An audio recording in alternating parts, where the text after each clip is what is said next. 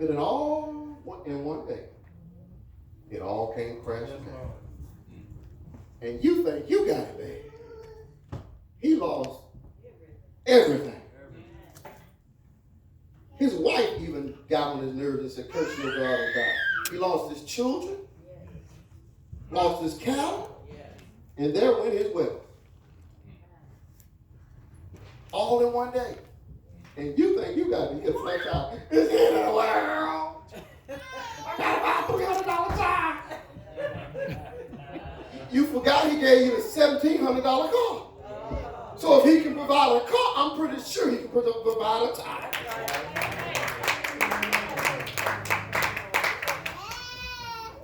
All in one day, he lost everything. But one thing Job didn't lose. He held on to his integrity. He held on to understanding and knowing that even though you slay me, yet will I trust you. Even though I don't understand my plot, even though I don't understand what you've allowed to happen in my life, I still trust you. I lost all the money. That happened to me one time. I'm taking a detour real quick. I'm in Iraq. My wife is here in Virginia. And she gets a call that your bank account has been breached. What you thought you had, you don't have. She said, well, I didn't take it, and my husband didn't take it. Well, are you sure he didn't take it? The person was in Florida. There was one in Italy, and somewhere else I can't remember. Having themselves a ball. They went out to an extravagant restaurant. Spent a whole lot of my money. Went to Lowe's of all places and had a ball. All while I'm away, so I have to try and reach them. I called them on the phone. And they said, where are you at? I said, I'm in Iraq. Oh, but no, you ain't in Florida. I said, no, I sure ain't. I ain't been in Florida in a long time. Well, Mr. Davis, we're going to try and settle this for you. I got off the phone. I didn't call my wife. I called Pastor. I said, Pastor, I need prayer. You got to know who to go to. So I said, Pastor, somebody breached our account and messed up the account. So I need prayer that they don't try and say we did it and they don't want to give us our money back. When you don't know what to do, pray. So I wasn't there, but I know she prayed. That was the first inclination, probably after she called Pastor. Why am I saying that? It would have took us down to our knees. We don't know how long it would have had us to recover, because included in that was mortgage.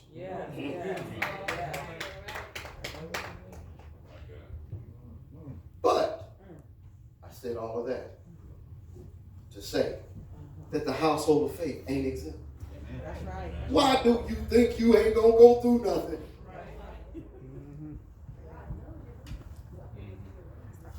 Say that loud, sis.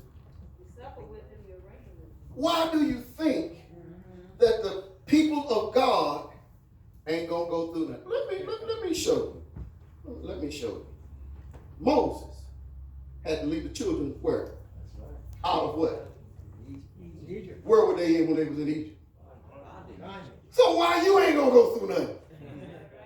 He had to lead them out of bondage.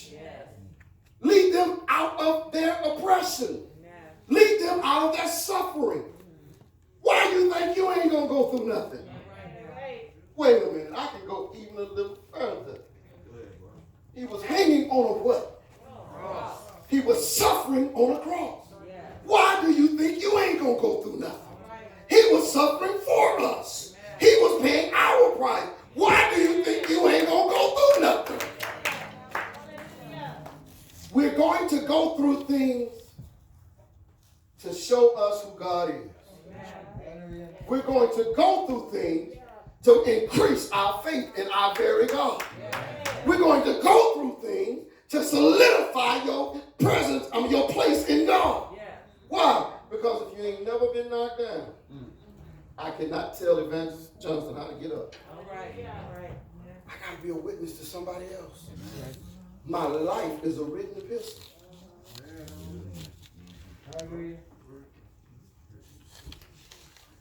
Almost done. And that ain't a preaching thing. I really am almost done.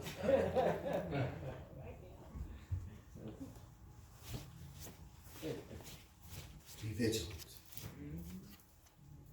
Because your adversary, the devil, as a roaring lion, walketh about, seeking whom he may devour.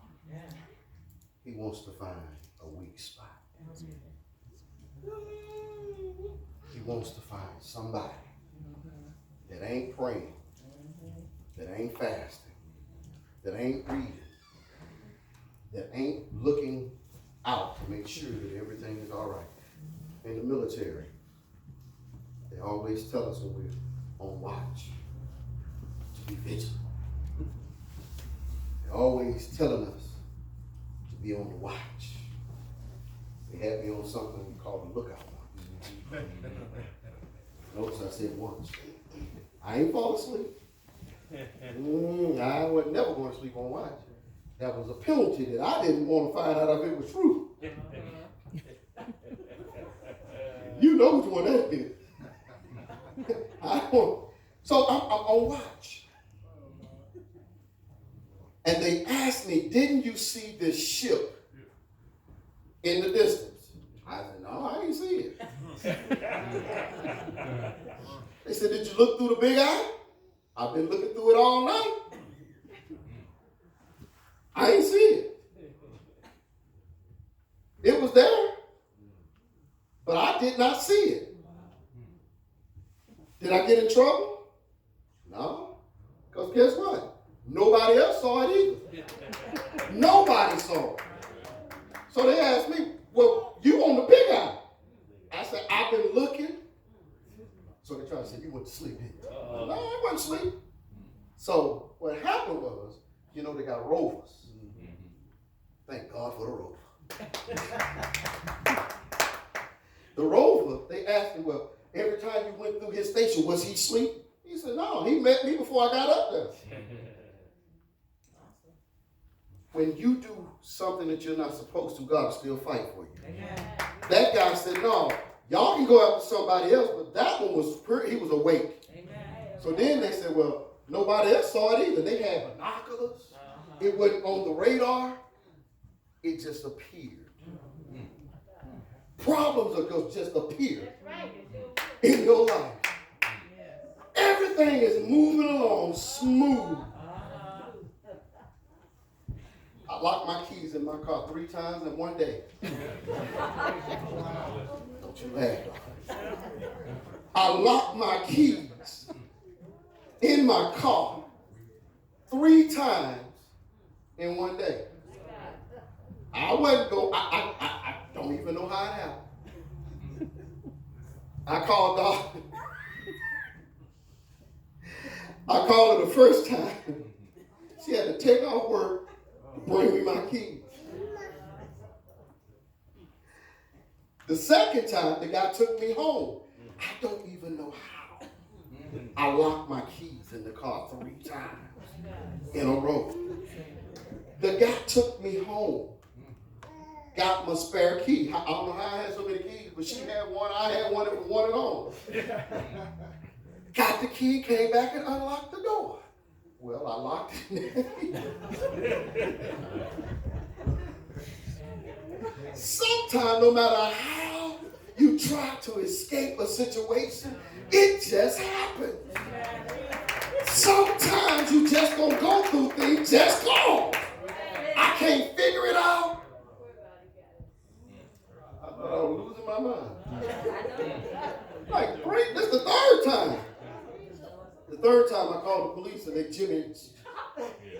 I say, ain't bothered, dog.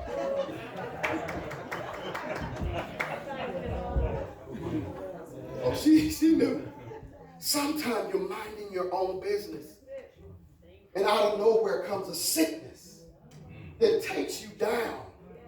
And you don't know why. You can't figure it out. The doctors can't figure it out. But all you have to do is continue to keep trusting and believing that your God got you on his mind. I don't care how long the sickness is. I don't care how long the situation is. Just keep believing that God has you in mind. I don't care if your friends come to you like Job and say, curse your God and die. You just keep believing that God got you in mind. Why? You got to go through it. You got to suffer. You got to go through problems, situations, and circumstances. Why? Because it only builds your relationship with God.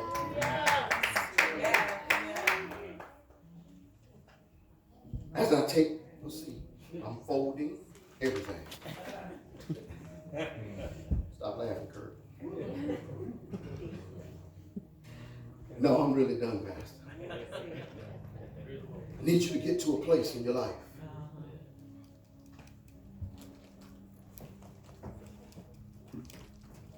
that you stop worrying more than you pray. I need you to get to a place where you simply do this. Cast all your cares upon him.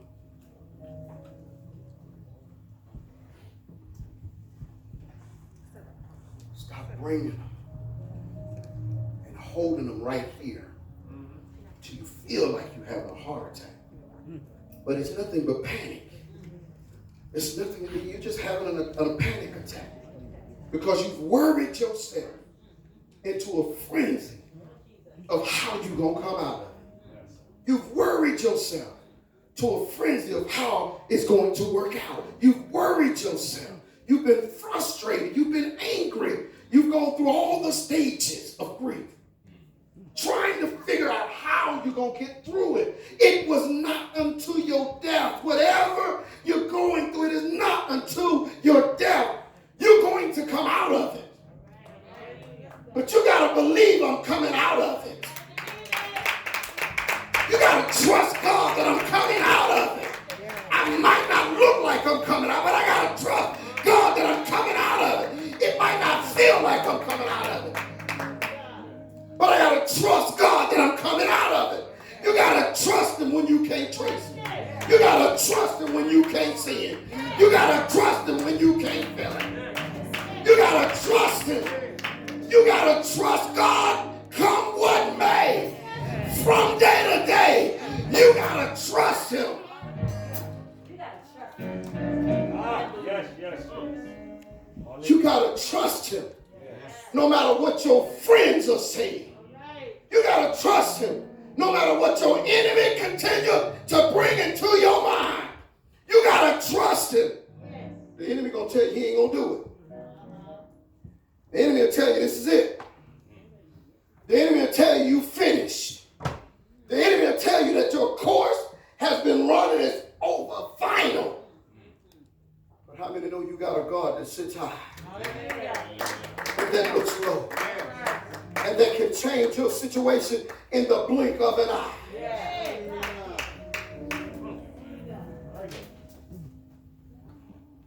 Rest to your feet. I don't know why we say that. How you rest? Stand to your feet.